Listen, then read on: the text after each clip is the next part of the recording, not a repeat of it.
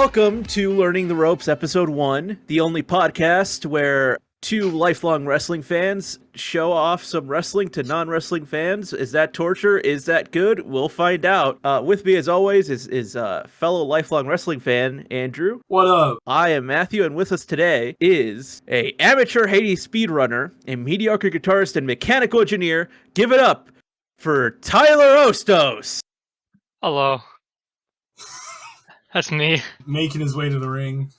First time. I'm like 164. Ready to fight. Ready to fight. Let's go. Now, Tyler, what's your experience with wrestling? I've watched Ricochet do cool flips. What else? I've seen I forgot who they were, but they were the two. It was the two tag team fight, and they jumped from the sky basically into the ring. That was cool. Yeah. I've watched a lot of Japanese wrestling. Yeah, we've already started trying to turn Tyler into Japanese a wrestling is cool. Most recently, he has seen Minoru Suzuki versus Bryan Danielson from the Rampage buy-in. Tyler, let me ask you this. Yes. Now, in a wrestling context or out of a wrestling context, how do you feel about Hulk Hogan? I don't like Hulk Hogan as a person. Valid. Wrestling? I don't think I've ever seen him wrestle. Well, Yes. You're going to today. Yes, Oh, because great. our match for today's first episode of Learning the Ropes, where we're going to show non-wrestling fans a classic wrestling match. Today, we're going to be watching probably the most classic, The classicist wrestling match. We're going to see Mania 3 for the WWE Heavyweight Championship. Hulk Hogan, the champion, versus Andre the Giant. Oh, yeah, he's cool. Everyone knows Andre the Giant. Yeah. Andre the He's amazing. Giant. Cool as hell. My way is not very sportsmanlike. Also known from The Princess Bride. Classic movie. So for a little bit of background, so Andre the Giant was basically king of wrestling for basically the entire 70s, early 80s. Within the WWF at the time, he was undefeated for 15 years straight. They're giant air quotes around. Giant air quotes around undefeated. Wrestling is stupid at all times. That's the important thing we never forget. Andre the Giant had definitely lost matches, but outside of the WWF, and he was also hero of the world. Like he was the biggest. In wrestling, they're called baby faces, and he was the biggest baby face. He was this huge attraction. People paid a lot of money to see him. Yeah, he was the eighth wonder of the world. Quite literally. Yeah. But then Hulkamania strikes. Hulk Hogan becomes the most popular wrestler probably of all time. Probably. Honestly. Debatably, but yeah. The biggest leader of wrestling's, they call it the golden age. Hulk Hogan carried pro wrestling. Yeah. He was almost think like Superman. Yeah. But instead of Truth, Justice, the American Way, his thing was say your prayers, eat your vitamin. 22-inch python's brother. Vitamins in this case are tests, but that's okay. Yeah. It is HGH directly into the anus, but that's fine. all the way out the ass, straight up. Those are also vitamins, though. You need them. Dude, never juiced, brother, for sure. Much love. But yeah, so Andre and Hogan kind of had this whole thing where they were friendly rivals almost. They were best bud. They had collided previously, but it was always kind of friendly competition. But then 1987, Piper's Pit. Piper's Pit was a talk show hosted by Roddy Piper. Wrestling has talk shows usually. Yeah, wrestling is a lot of shows within the show. And one of the most pivotal and important ones is a wrestling talk show, which is just basically an excuse to have two people come out and have to talk at each other. and like actually have to have like a face-to-face. You'll see it used in a lot of different things. I'm not sure exactly how many are as important as the this Piper's Pit segment we're talking about, in terms of how many other wrestling talk shows we'll end up actually mentioning. But I just feel as like highlights, there's like Chris Jericho's highlight reel. there's the barbershop. Yeah, the barbershop is another one that's super iconic. I don't know if we'll touch on that. To be honest, I don't know if we need to watch Michaels versus Trinetti, so Yeah. I don't know if we need to get into that too much. But yeah, there's the Jericho highlight reel. There's Miz TV, Cutting Edge. Shout out to the Cutting Edge, underrated. The Peep Show. Yeah. Peep Show. Yeah, that's Christian. His fans are called the Peeps. Yeah, his peeps. Huh. See, so it's gay all the way down, huh? All the way down. All the way down. From top to bottom, brother. Oh, that's nice. Piper's Pit is the most iconic of the wrestling talk shows. And this particular Piper's Pit, Hulk Hogan is given a trophy for having been the reigning WWE World Heavyweight Champion for 3 years straight. Andre comes out to congratulate him. And they give him literally a smaller trophy. Wait, what? They give Andre a smaller trophy for being the only undefeated wrestler in wrestling history. Is it just like the size of like a teacup in his hands? Let me see if I can find a picture of it. I might be able to show you. But yeah, they just did this segment where Hulk Hogan gets this big, naturally I get the Andre Memorial Battle Royal trophy. My bad. But they literally just have Andre come out and they just slight him openly in front of everybody. Like That's not cool. They did it. I don't know why. Roddy Piper felt like being a dick, I guess. Yeah. And so when they give Andre his trophy, because this is they give Andre his trophy on a subsequent episode of Piper's Pit. Hogan comes out to congratulate him, much like Andre came out to congratulate him. But Hulk Hogan, being Hulk Hogan, steals the show. Which is Hulk Hogan, a thing as Hulk Hogan is wont to do. The Hulkster goes over. Yeah, he fucking pops off. Yeah. He pops off. And so now this leaves Andre, who had fucking carried this company on his back for decades. He carried pro wrestling the industry. Like he literally would tour around. Vince McMahon Sr. would have him tour around the entire world just to promote wrestling and to promote the WWF. So in story, he feels unappreciated and betrayed by his fucking best friend. So he turns to the smartest man in all of wrestling history, Bobby the Brain Heenan, who is noted conniving dickhead. Yeah. And like he's at the time he's like the villain's villain, like manager. He's Dio.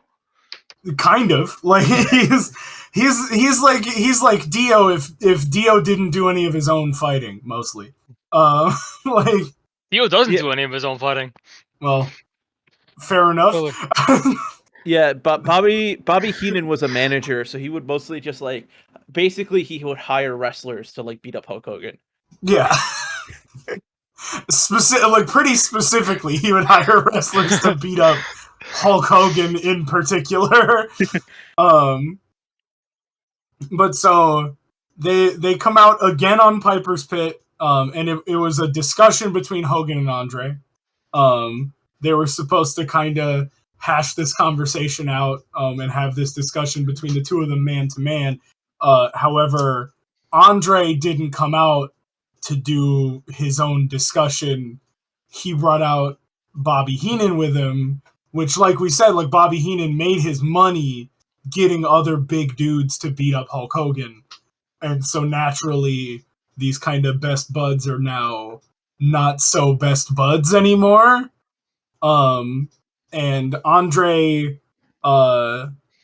literally rips the shirt off of Hulk Hogan and his like crucifix necklace that he was he was wearing. Remember, say your vitamins, eat your prayers. Andre, with Heenan at his side, challenged Hulk Hogan to a match at WrestleMania 3 in the Silver Dome in my home state of Michigan, to a match for the WWF World Heavyweight Championship, which is the first time Andre had challenged for that belt. Andre carried the company and never challenged for the belt until today. Until this date. A gentleman. And so it's history making for a couple of reasons. One, Andre the Giant turns heel. He becomes a bad guy. He betrays Hulk Hogan, who is the paragon of all that is right in the world, in and out of the ring.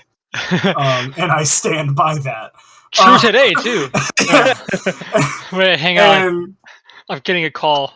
That's not true, actually.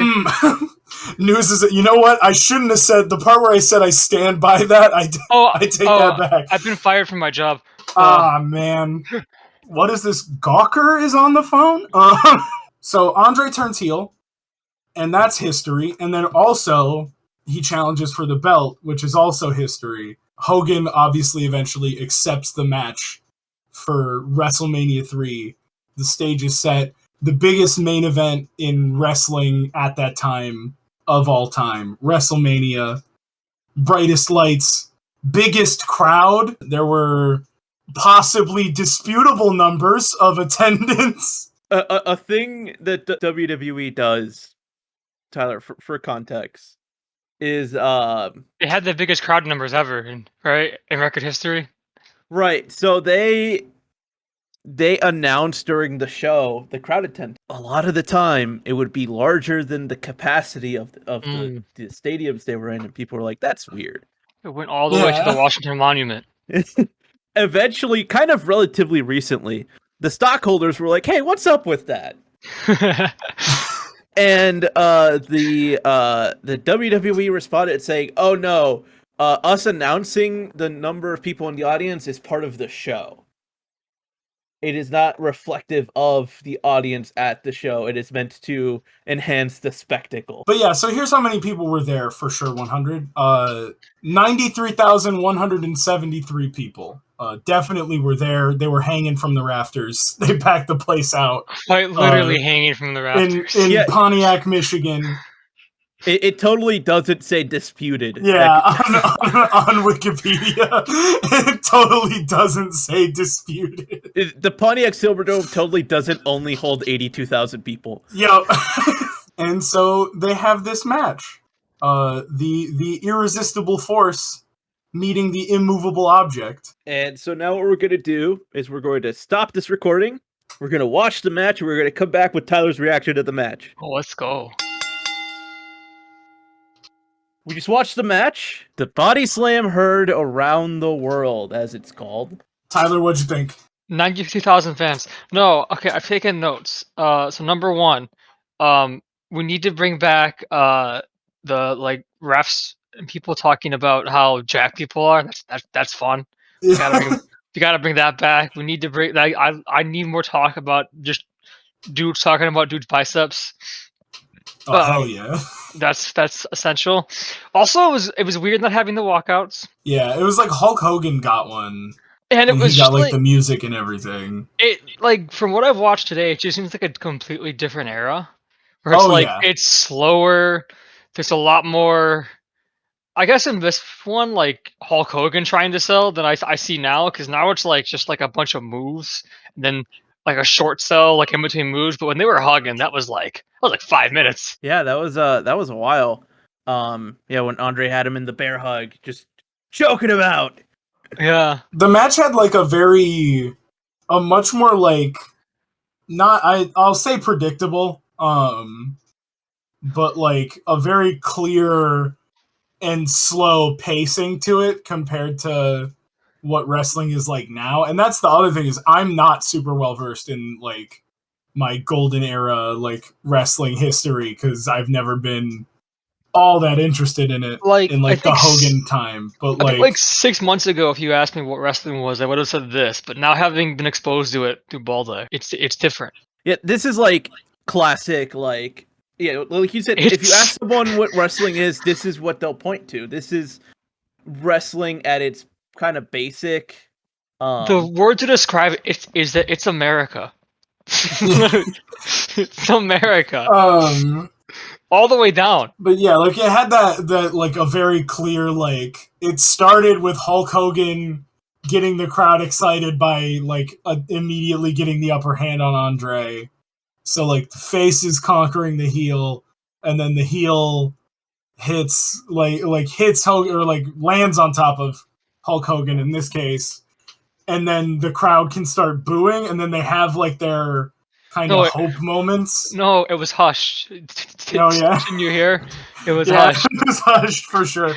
But yeah, it had that very clear pacing of like good guy winning, bad guy winning, good guy winning, bad guy winning, good guy wins. But it was kind of like it felt like classic in the way that like Citizen Kane feels classic to me. That it's like this is foundational. Like, yeah, you could see where like people build on this to create the wrestling that we have now. And yeah, and I feel like the storytelling in it works. You know, it is the irresistible force meeting the immovable object. You know, it's trying to overcome the odds of the size of Andre the Giant, and then eventually getting the crowd behind you, so you could slam him down with the body slam, and then hit that patented Hogan leg drop. And that body slam is like the most iconic moment in wrestling history. Like that. Oh yeah, that despite the fact that it had happened before, it's like it's where the term like WrestleMania moment comes from. That WWE uses to this day of like Hogan slamming the Giant is like this huge. Especially another thing to think about. Back then, like it was still supposed to be real. Like they were still supposed to be like this. The people in that crowd were throwing garbage at Andre the Giant because they felt betrayed because they thought he did a very real thing, and it kind of had that feeling to me. Like the phrase that came to my mind is larger than life, which Andre the Giant very much was, and like that whole match is just like this is so. It's hard not to get swept up in. For me, yeah, it's like I always draw parallels between Superman and Hogan because for a long time they were basically like the same type of character. But yeah, it's like it's almost like Superman versus like Apocalypse, you know, It's like a time that kind of capsule thing. too. It like, is. It's such like a highlight of like that time in American history too. Like it's about like this American character like overcoming everything else. It's very interesting. I was gonna say something and now I forgot. 80s Coke, bringing that shit back. yeah. Whatever Hulk Hogan was doing in the dressing room beforehand. We need more of that to sell. Whatever Hulk Hogan was on. Give it to Kenny Omega. Let's just see what happens. It's just for science. I thought, because not gonna lie, again, full disclosure for like I might be revealing myself as not #not true wrestling fan. Calling yourself a phony? Yeah, I'd never seen this match before either. I thought I'd be really bored, and I wasn't. Yeah, it went by fast.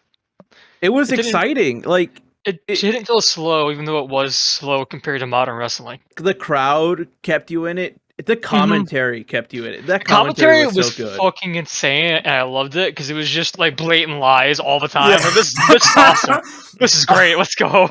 I love that. Was my thing. Was like the whole when Jesse Ventura is giving you like the measurements on like Hulk Hogan's chest is this, and like his biceps are 24 inches. Like it doesn't sound right, but I'm here for it. I'll believe you. Like it sounds like he's just saying stuff. Like he's just absolutely off the top of his head. He's like, oh yeah, Andre the Giant has like a fucking 76-inch whatever. Like yeah, that's like awesome. It was awesome. It really sold this like Clash of the Titans, like ridiculous superheroes. Like if you're, it was really cool to see that kind of golden age, like, splendor of just like hearing the crowd was so cool. Like, they were so into it that's kind of why I was into it, was just like all these people, like, they loved Hulk Hogan like their own dad. Like, And even the fact that like the production is so stripped down because it is the 80s. yeah. I think this is 87. That's all you have. And the Silverdome's like a closed off arena. So you get like the concentrated sound of the crowd. It's comparing it to like a modern WrestleMania. Like I'm thinking like 31. Or where it was like 32, which is like when they actually kind of got to that 93,000 number. Because the like Dallas Cowboys Stadium can hold that many people, but you can't hear them because the place is so huge. Right. And it's like it's the energy is so much different. That's Yeah. interesting how much the crowd impacts the show. I'm sure down the line, whether we have you on another episode or not, there will be way more other matches that are like the crowd is the reason why this match is so iconic. Definitely allowed to be on some more of these. It was fun watching this. Also, did they like have like a fight again, or was this like a last fight? Andre went on to have a couple more matches. With I don't know if it was with Hogan. I will double check right now. Well, yeah, didn't they have a match at Mania 4? I think. Yeah. They had a rematch at Mania 4. Yeah. And it was a double disqualification. What does that mean? They both got disqualified. Nobody won. For what reason? I don't know. So I'm reading some aftermath stuff on Wikipedia from WrestleMania 3. So the first televised match between Andre and Hogan after WrestleMania 3 was on the Main Event on NBC on February 5th, 1988, drawing a record 33 million viewers, making it the most watched match in North American professional wrestling history. WrestleMania 4, let me see if I can find out how they both got disqualified. Oh, they both just used steel chairs. They just hit each other with steel chairs. Oh wait, I think I might have seen that clip before. Oh yeah, also, we're actually forgetting of one very major rematch that they had where Andre won the title off of Hogan. Yeah. At the Main Event, and then promptly sold the title to $1 Million Man. To the $1 Million Man. Yeah. he literally took a payoff from the $1 Million Man. Andre held the title for one day before he sold it. Yeah, he was he was incredible. I mean, like, he didn't live much longer after this. I think died in like 93, I think. Yep. So, and that's insane that he was doing this up until the end, basically. Also, to talk about the impact of the Bodyslam heard around the world. 20 years later, WrestleMania returned to Michigan. They played Ford Field in Detroit, Michigan, and they had, at the time, another giant dude who went by the name The Great Khali. And they literally just recreated that spot with he wrestled Kane in a match early on the card, and Kane picked him up and scoop slammed him just like Hulk Hogan scoop slammed Andre the Giant. 20 years later, in front of like 80,000 fans in Ford Field, one of which being me. I was there. I saw it happen. And I mean, also, like, when they went to build up their next Hulk Hogan, which was Lex Luger, they had him body slam Yokozuna on the USS Intrepid. Yeah. Wait, on like an aircraft carrier? Yeah, by the way, they leaned when Hulk Hogan. Man, he really is America. We're getting a little bit out of the territory of this episode necessarily, out of this match. But so Vince McMahon is to some people, myself included, sometimes sort of obsessed. He spent a while obsessed with recreating Hulk Hogan. And his first attempt at that was a guy named Lex Luger, who was like Hulk Hogan, but even more nakedly patriotic. To the point where he just wore red, white, and blue, and he scoop slammed a wrestler named Yokozuna, who was billed at weighing like 600 some pounds, on the deck of an aircraft carrier. Oh man! In front of the U.S. military. Man, that truly American. Truly, he is a real American. He fights for the rights of every man. And with that, I think we've kind of touched on everything we needed to touch on from this match. Tyler, do you have any other comments? No, thanks for having me. I think I want to watch more now. Well, we'll probably have you back on at some point. Great. Oh, I'm looking forward to watching more insane, stupid shit like this. And Andrew, anything else from you? I got nothing. Andre the Giant, rest in peace. Absolute legend. Yes. And Tyler, where can people find you? If people wanna, want to be found. I don't want to be found. I don't want to be found. I have no online presence with my name tied to it. That's how I want to keep it. All right. I don't want the authorities coming to my door. And Andrew, where can people find you? They can find me on Twitter. My Twitter handle is it's called Hcirdak, HCIRDAK. That's where you can find me on Twitter. And you could find me on Twitter at Kicking a Lot, and also on Instagram at MattThePD. I'll follow you right now. Thank you for listening. If anyone listened to this, thank you. And see you next time.